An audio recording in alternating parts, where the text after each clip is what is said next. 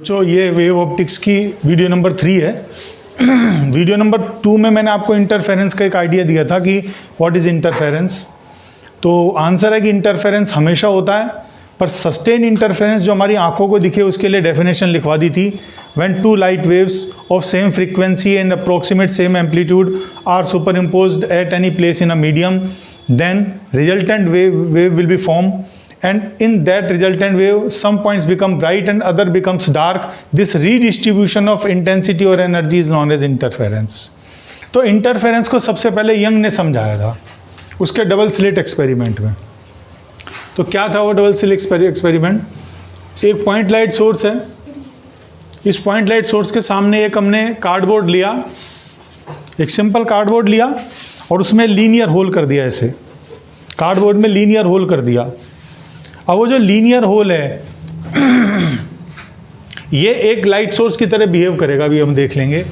इसके सामने एक और कार्डबोर्ड लिया कुछ सेंटीमीटर डिस्टेंस पर और उसमें 2 लीनियर होल कर दिए।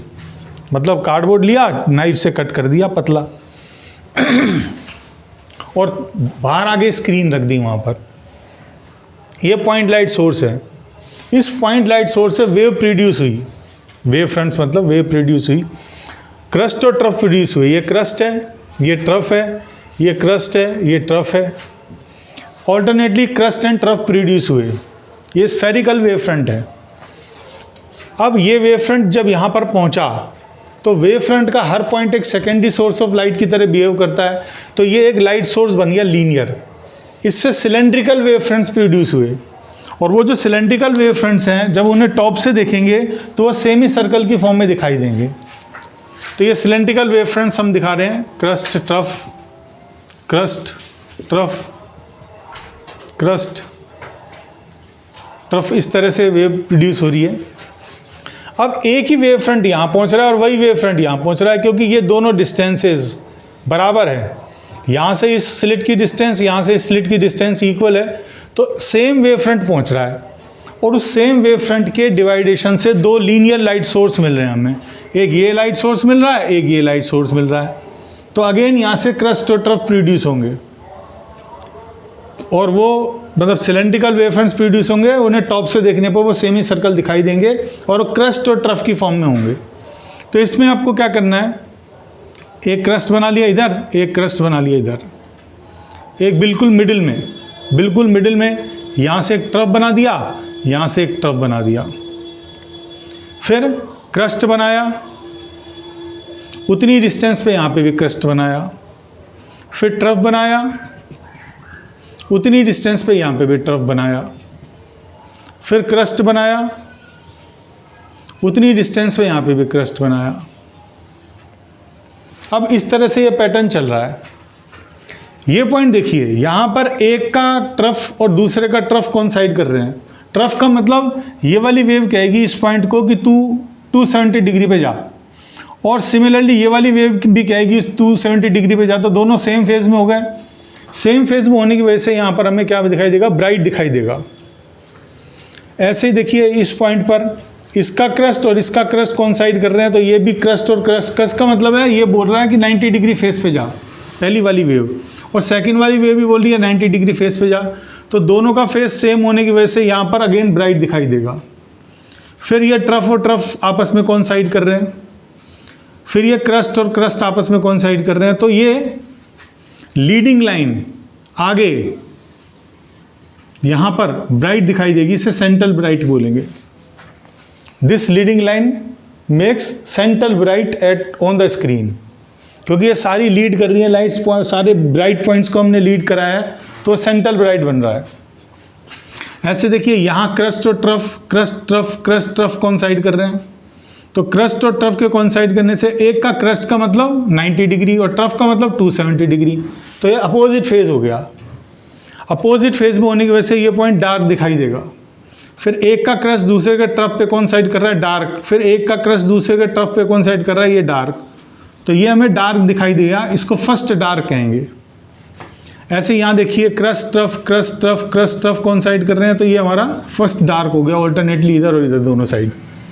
इसके इधर देखिए क्रस्ट क्रस्ट कोइंसाइड कर रहे हैं, ट्रफ ट्रफ कोइंसाइड कर रहे हैं, इसका मतलब ये लीडिंग लाइन हमें यहाँ ब्राइट दिखाई देगी। तो ये फर्स्ट ब्राइट हो गया। ऐसे देखिए ये crust crust trough trough crust crust, ये इन सबको मिला लिया तो ये हमारा फर्स्ट ब्राइट हो गया। ये क्रस्ट ट्रफ, तो ये लीडिंग लाइन हमें यहाँ पर डार्क दिखाई देगी, सेकंड डार्क कहेंगे। तो ऑल्टरनेटली यहाँ क्रस्ट ट्रफ ये डार्क बन रहा है, इसे फर्स्ट डार्क कह देंगे, यानी सेकंड डार्क कह देंगे, सॉरी। तो ऑल्टरनेटली ब्राइट और डार्क फ्रिंजेस बन रही हैं, और जो ब्राइट फ्रिंज है वो सेंट्रल ब्राइट बन रही है, और ऑल्टरनेटली ब्राइट और डार्क फ्रिंजेस स्क्रीन पे बन रही हैं। अब ये पैटर्न जो होता है ये इंटरफेरेंस कहलाता है कि कुछ पॉइंट्स ब्राइट बन गए, कुछ डार्क बन गए। जो ब्राइट बने हैं वहाँ पर फेस सेम हुआ है, जो डार्क बने वहाँ अपोजिट फेस था। हमें एक चीज़ का और ध्यान रखना है कि जो सेंट्रल ब्राइट है वहाँ पे तो दोनों के ट्रफ कोइंसाइड हुए। अब मैंने ये जो फर्स्ट जो ये ट्रफ बनाया है इससे कुछ सेंटीमीटर, ये आपको कंपास की हेल्प से बनाना है। कंपास से बनाएंगे तभी इक्वल बनेंगे दोनों साइड, और अगर इक्वल नहीं बनेंगे तो वहाँ पर आपको पैटर्न प्योर दिखाई नहीं देगा। तो ये इक्वल डिस्टेंस पे होने चाहिए। ऐसा नहीं है कि ये तो मैंने 1 सेंटीमीटर डिस्टेंस पे बना दिया और इधर वाला 1/2 सेंटीमीटर डिस्टेंस पे बना दिया। दोनों इक्वल डिस्टेंस पे होना ज़रूरी है। अपना नेक्स्ट टॉपिक है एक्सप्रेशन ऑफ फ्रिंज विड्थ। ये जो फ्रिंजेस बन रही थी स्क्रीन पर, first bright, first dark, second bright, second dark, इस तरह की जो फ्रिंजेस बन रही थी, इसकी विड्थ कितनी है, इसकी विड्थ हमें फाइंड करनी है। और उसके लिए सबसे पहले क्या किया आपने, यंग्स डबल स्लिट एक्सपेरिमेंट पूरा नहीं बनाना, कुछ इस तरह से बनाना है कि एक पॉइंट लाइट सोर्स लिया, एक ये सिंगल स्लिट, ये डबल स्लिट, और ये स्क्रीन। हमें पता है स्क्रीन के जस्ट सामने यहाँ सेंट्रल ब्राइट बनता है, इसको मैंने पॉइंट ओ कह दिया, सेंट्रल ब्राइट को पॉइंट ओ कह दिया। अब यहाँ से वेव कहाँ कहाँ जाएगी, हर जगह जाएगी। तो हमने एक पॉइंट ले लिया यहाँ पी पॉइंट, और ये पी पॉइंट हमने एक्स डिस्टेंस पे ले लिया, मान लो सेंट्रल ब्राइट से एक्स डिस्टेंस पर। अब हमें ये नहीं मालूम पी पॉइंट ब्राइट बनेगा या डार्क, तो सबसे पहले ये देखेंगे कि ये पी पॉइंट किस बिहाफ पे ब्राइट बनेगा और किस बिहाफ पे डार्क बनेगा। इस पी पॉइंट पे 2 वेव्स पहुंच रही हैं, एक स्लिट S2 से, एक स्लिट S1 से। तो इनके बीच का जो पाथ का डिफरेंस है, ये तो कंफर्म है कि ये पाथ ज़्यादा कवर कर रही है, वो पाथ कम कवर कर रही है। तो इनके बीच का जो पाथ डिफरेंस है वो डिसाइड करेगा कि पी पॉइंट पर ब्राइट बनेगा या डार्क बनेगा। अब इनके बीच की डिस्टेंस को हमने स्मॉल d कह दिया, और स्क्रीन के साथ इसकी डिस्टेंस को कैपिटल D कह दिया। ये सामने देखिए, ये यहाँ पर ये स्मॉल d है और ये d/2 डिस्टेंस है। तो हमें फाइंड करना है S2P माइनस S1P, इसको बोलेंगे पाथ डिफरेंस। और वो पाथ डिफरेंस क्या डिसाइड करेगा ब्राइट या डार्क फ्रिंजेस कैसे बन रही हैं। तो सबसे पहले S2P का स्क्वायर, S2P स्क्वायर क्या हो गया, S1T square plus TP square, Pythagoras लगा दी, S2T square plus TP square, ये पाइथागोरस आपने लगा दिया। ऐसे S1P स्क्वायर इजिकल टू हो गया S1U square plus UP square, S1U square plus UP square. अब S2T की वैल्यू कितनी है, S2T है कैपिटल D, तो ये हो गया हमारा capital D plus TP square. TP कितना हो गया, ये D/2 और ये X, तो X प्लस D/2 का होल स्क्वायर। ऐसे UP स्क्वायर सॉल्व करेंगे।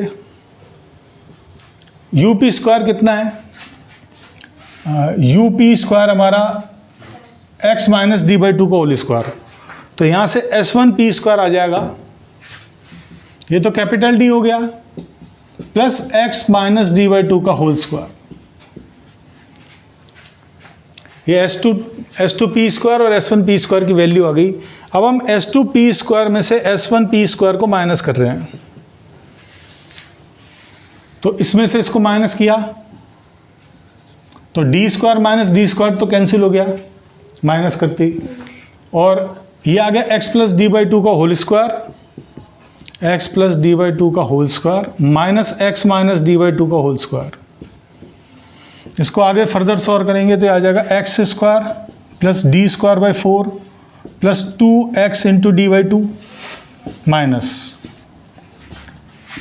X square plus D square by 4 minus 2x into D by two, A plus B का होल स्क्वायर और ए माइनस बी का स्क्वायर खोल लिया, X square minus X square 0, D square by 4 minus D square by 4 0, ये X D minus minus plus X D 2x D बच गया ये, this becomes 2x D, S two P square minus S one P square 2x D बच गया। अब A square minus B square को लिख सकते हैं A minus B into A plus B equal to 2x D. S two P square minus S one P square को path difference कहते हैं और ये हमें चाहिए। एस टू पी और एस वन पी, ये जो है ना ये डिस्टेंस, ये हमें जब प्रैक्टिकल होता है तो ये डिस्टेंस अप्रॉक्सीमेट कैपिटल डी के इक्वल आती है, बहुत ज़्यादा डिफरेंस नहीं होता है। तो हम जब प्लस ऐड कर रहे हैं इनमें, इसमें इसको ऐड कर रहे हैं, तो हम ये कैपिटल डी और कैपिटल डी मान लेते हैं। तो पार्ट डिफरेंस आ गया 2x D bye 2 capital D, ये 2 कैपिटल डी हो गया, ठीक है, 2 से 2 कैंसिल, तो पार्ट डिफरेंस आ गया X D by capital D. ये पहले पार्ट डिफरेंस यहाँ तक आप उतार लीजिए। एक बेसिक कंसेप्ट होता है कि मान लीजिए कोई वेव जनरेट हो रही है, यहाँ से वेव चल रही है, तो वेव का कोई पॉइंट एक ऑसिलेशन कंप्लीट करता है, एक ऑसिलेशन कंप्लीट करता है, उसे कहता है टाइम पीरियड ऑफ वेव। ये एक ऑसिलेशन, इस तरह से एक ऑसिलेशन कंप्लीट किया, इस ऑसिलेशन में टाइम जो होता है उसे कैपिटल टी कहते हैं। जितने टाइम में एक ऑसिलेशन करता है वेव एक वेवलेंथ आगे बढ़ जाती है, जितने टाइम में ये एक ऑसिलेशन कंप्लीट करेगा वेव एक वेवलेंथ आगे बढ़ जाएगी, तो इतना पाथ कवर कर लेगी वेव। और इसको कहते हैं 0, ये 90, ये 180, ये 270, 360, मतलब 2 पाई फेज क्रिएट हो जाता है। तो अगर आपको कोई टाइम दो वेव्स हैं, उनके बीच में टाइम डिफरेंस पता हो या पाथ डिफरेंस पता हो या फेज डिफरेंस पता हो, तो उसको आपस में कोरिलेट इस फॉर्मूले से कर सकते हैं हम। अब यहाँ पर वेव जा रही है, इसे ज़्यादा पाथ कवर करना पड़ रहा है, इससे कम पाथ कवर करना पड़ रहा है, तो मान लेते हैं कि P पॉइंट पर, ये P पॉइंट जो है इस पर ब्राइट या डार्क बन रहा है। इसके लिए हमारे पास में, अगर यहाँ ब्राइट बन रहा है, अगर P पॉइंट पर ब्राइट बन रहा है, तो यहाँ पर कितना फेज डिफरेंस हो सकता है दोनों के बीच में? ये जीरो नहीं हो सकता, ये वेव ज़्यादा चल रही है, ऐसा थोड़ी है दोनों के बीच में पाथ डिफरेंस 0 हो जाएगा। या फिर 2 पाई, हाँ, एक वेव यहाँ पर पहुँची है, दूसरी वेव यहाँ पे पहुँची है, जब तक ये वेव पहुँची तब तक ये एक ऑसिलेशन कंप्लीट करा लिया था, तो इनके बीच में फेज का डिफरेंस हो जाएगा 2 पाई। दो वेव्स के बीच का फेज डिफरेंस अगर 2 पाई है तो उसे सेम फेज कहेंगे, मतलब एक ने अपना ऑसिलेशन कंप्लीट करा लिया एक, और दूसरी और 0 से स्टार्ट हो रही है, तो ये भी ऊपर जा रही है, ये भी ऊपर जा रही है, दोनों एक साथ जा रही हैं, तो सेम फेज के पॉइंट हो गए ये, और सेम फेज है, इसका मतलब पाथ डिफरेंस 2 पाई का हो गया। अगर एक वेव 2 ऑसिलेशन कंप्लीट कर लेती है और दूसरी वेव तब पहुंचती है, तो फिर ये साथ साथ चलेंगे, मतलब 4 पाई फेज डिफरेंस का मतलब भी सेम फेज होता है। अगर एक वेव तीन ऑसिलेशन कंप्लीट करा लेती है और 3 ऑसिलेशन कंप्लीट कराने के बाद पार्टिकल को ऊपर लेके जाती है और तब दूसरी वेव पहुंचती है, वो भी ऊपर लेके जाती है, तो इनके बीच का जो पाथ डिफरेंस होगा वो 6 पाई हो जाएगा। मतलब 0, 2 पाई, 4 पाई, 6 पाई, 8 पाई, ये सब क्या है? सेम फेज के पॉइंट्स हैं। अगर 2 वेव्स वहाँ पर मिल रही हैं तो उनके बीच में ये हो सकता है। ये कहाँ पर होता है? ये सेंट्रल ब्राइट पर होता है, क्योंकि सेंट्रल ब्राइट पे दोनों के बीच में कोई पाथ डिफरेंस नहीं होता है, सेम पाथ कवर करके पहुँचती हैं, तो फेज डिफरेंस और पाथ डिफरेंस सेम हो जाते हैं। ये नहीं हो सकता, तो फिर क्या होगा? 2 पाई। इसका मतलब अगर फेज डिफरेंस 2 पाई है, फेज डिफरेंस 2 पाई का मतलब पाथ डिफरेंस लैम्डा, 2 पाई का मतलब लैम्डा पाथ डिफरेंस हो गया। तो अगर 2 पाई फेज डिफरेंस है तो लैम्डा पाथ डिफरेंस हो गया। अब मैं लैम्डा पाथ डिफरेंस को यहाँ रख देता हूँ लैम्डा, और मान लेते हैं कि जो फर्स्ट ब्राइट है वो यहाँ से x1 डिस्टेंस पे बन रहा है। ये जो फर्स्ट ब्राइट है ये यहाँ से x1 डिस्टेंस पे बन रहा है, तो इसकी जगह तो मैंने लैम्डा लिया, इसकी जगह x1 लिया, ये स्मॉल डी और ये कैपिटल डी। तो x1 आ गया हमारा lambda capital D by small D, lambda capital D by small D हमारा फर्स्ट ब्राइट की सेंट्रल ब्राइट से डिस्टेंस आ गई। अगर मुझे यहाँ पे सेकंड ब्राइट मिले तो सेकंड ब्राइट के लिए पाथ फेज डिफरेंस होना चाहिए 4 पाई का, तो पाथ डिफरेंस होना चाहिए 2 लैम्डा का। तो सेकंड ब्राइट हमें मिलेगा x2 equal to 2 lambda into capital D by small D, ये सेकंड ब्राइट की कंडीशन हो जाएगी। अब मुझे कोई भी nth ब्राइट चाहिए, nth ब्राइट, फर्स्ट ब्राइट के लिए लैम्डा, सेकंड ब्राइट के लिए 2 लैम्डा, तो nth ब्राइट के लिए n लैम्डा, nth ब्राइट के लिए n लैम्डा पार्ट डिफरेंस हो गया। और यहाँ पार्ट डिफरेंस हम n लैम्डा लिखेंगे और xn लिख देंगे, xn small D by capital D. तो xn की वैल्यू कितनी आ गई यहाँ से, xn की वैल्यू आ गई n lambda D by D, n lambda D by D. ये आपके पास में nth ब्राइट की फ्रिंज आ गई, सेंटर ब्राइट से nth ब्राइट इतनी डिस्टेंस पे बनेगा, n lambda D by D. तो ये सारे ब्राइट्स के हमारे फ्रिंज विड्थ पता लग गई हमारे को, सॉरी ये फ्रिंजेस कितनी डिस्टेंस पे बन रही है पता लग गया। अब हम ये फाइंड कर रहे हैं कि यहाँ अगर P पॉइंट पे डार्क फ्रिंज बन रही है तो वो डार्क किस बेसिस पे हो सकती है, P पॉइंट पर डार्क फ्रिंज। तो पाथ डिफरेंस अपोजिट, मतलब पाथ डिफरेंस ऐसा होना चाहिए कि फेज डिफरेंस उनका अपोजिट होना चाहिए। अगर एक वेव इधर जा रही है तो दूसरी वेव इधर जा रही है, अपोजिट फेज में जब वेव्स मिलेंगी तो वो पॉइंट डार्क बनेगा। तो अपोजिट फेज वाले का जो पाथ डिफरेंस है वो कितना कितना हो सकता है, जैसे एक वेव यहाँ पर पहुँची और उसने आधा ऑसिलेशन कंप्लीट कराया, अब वो नीचे जा रही है, और दूसरी वेव तब पहुँची है तो वो ऊपर जाएगी, तो ये अपोजिट फेज में हो गए। इसका मतलब पहली वेव कितना चल चुकी है, पाए। अगर मान लो पहली वेव 1.5 ऑसिलेशन कंप्लीट करने के बाद नीचे जा रही है और सेकंड वेव ऑब्वियसली ऊपर जाएगी, तो 1.5 का मतलब हो गया 3 पाए, 3 पाए, 0 पाई बाई 2 पाए, 3 पाई बाई 2 2 पाए और ये 3 पाए, कुल मिला के 3 पाए अगर फेज डिफरेंस है तो वो अपोजिट फेज में काउंट होगा, 5 पाए एन इस तरह से।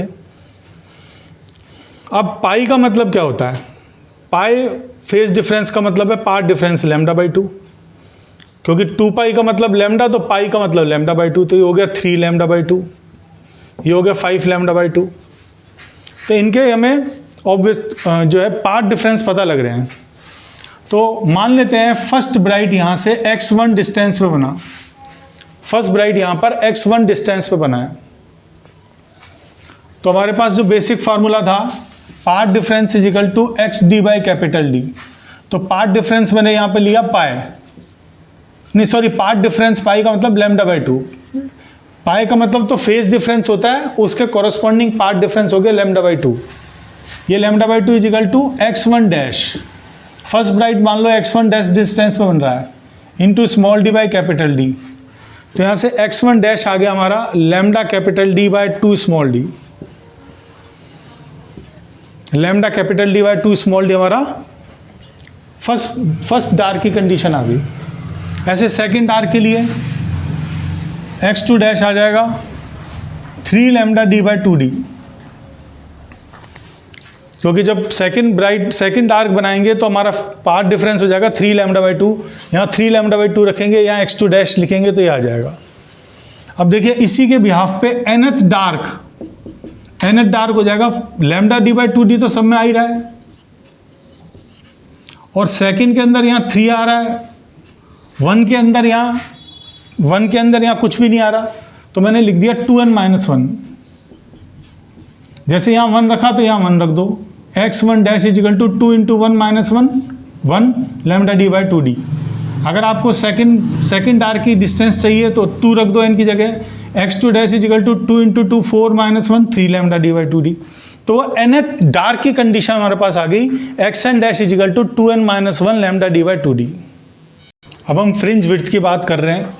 अगर आपको डार्क की फ्रिंज विड्थ या ब्राइट की फ्रिंज विड्थ निकालनी है तो कैसे निकालेंगे, जैसे फर्स्ट डार्क देखिए सेंट्रल ब्राइट और फर्स्ट ब्राइट के बीच में है, तो ये फ्रिंज विड्थ हो गई फर्स्ट डार्क की, फर्स्ट ब्राइट की फ्रिंज विड्थ हो गई 1d से 2d के, ये फ्रिंज विड्थ हो गई फर्स्ट ब्राइट की। सेकंड डार्क की चाहिए तो फर्स्ट ब्राइट से सेकंड ब्राइट के बीच के डिस्टेंस को हम fringe width of second dark कहेंगे। तो देखिए सेकंड डार्क किस किस के बीच में आ रहा है, सेम डार्क और एक कम वाला डार्क। ब्राइट किस किस के बीच में आ रहा है, ब्राइट एक ज़्यादा वाला डार्क और एक सेम डार्क। तो हम बता सकते हैं कि nth जो ब्राइट होगा, nth ब्राइट, वो किस किस के बीच में आएगा। nth ब्राइट आ रहा है एक ज़्यादा वाला मतलब n+1th डार्क और एक same nth dark. n+1th dark और nth डार्क के बीच की डिस्टेंस को fringe width of nth bright कहेंगे। और n+1th डार्क की डिस्टेंस हो जाती है xn डैश, xn+1 डैश, और nth डार्क की हो गई xn डैश। xn का फार्मूला हमें पता है, तो xn डैश का हो जाएगा, xn+1 डैश का हो जाएगा 2 × n+1 -1 लैम्डा d/2d, और xn डैश का हो जाएगा 2n-1 लैम्डा d/2d। और जब इसमें से इसको माइनस करेंगे तो माइनस करने के बाद में हमारे पास बचेगा लैम्डा d/d। ये माइनस आप करके देख लेंगे, ये लैम्डा d/d बचेगा। ऐसे ही अगर आपको fringe width of any dark चाहिए हो, डार्क, ये तो फ्रिंज विड्थ ऑफ ब्राइट आ गई, fringe width of nth bright आ गई हमारे पास में। ये अगर फ्रिंज विड्थ ऑफ डार्क चाहिए हो तो डार्क के लिए क्या करना है, सेम ब्राइट और एक कम वाला ब्राइट। तो nth डार्क की फ्रिंज विड्थ हो जाएगी, फ्रिंज विड्थ का एक्सप्रेशन होता है बीटा से, तो nth डार्क की फ्रिंज विड्थ हो जाएगी xn - xn-1। देखिए जैसे सेकंड डार्क है, ये सेम डार्क, सेम ब्राइट और एक कम वाला ब्राइट, और ब्राइट की डिस्टेंस कितनी होती है यहाँ से, फर्स्ट ब्राइट की डिस्टेंस है x1, सेकंड ब्राइट की x2, nth ब्राइट की xn। तो nth ब्राइट की xn हो गई, और एक कम वाला ब्राइट xn-1, इनके बीच की डिस्टेंस हमें बतानी है। तो xn हमारा पास फार्मूला है n lambda d/d minus xn-1। इस n की जगह n-1 रखेंगे तो xn-1 आ जाएगा n-1 लैम्डा d/d, और इसे भी जब माइनस करेंगे तो वही सेम बचेगा लैम्डा d/d। इसका मतलब फ्रिंज विड्थ जो होती है वो किसी भी ब्राइट की और किसी भी डार्क की सेम होती है लैम्डा d/d, और फ्रिंज विड्थ को एक्सप्रेस करते हैं बीटा से। जब भी आपको फ्रिंज विड्थ बनानी हो पहले पैटर्न बना देना, फिर देख लेना कि एक ज़्यादा ब्राइट है या सेम ब्राइट है या डार्क है क्या है, तो उस हिसाब से आप इसको करना। Thank you for watching the video.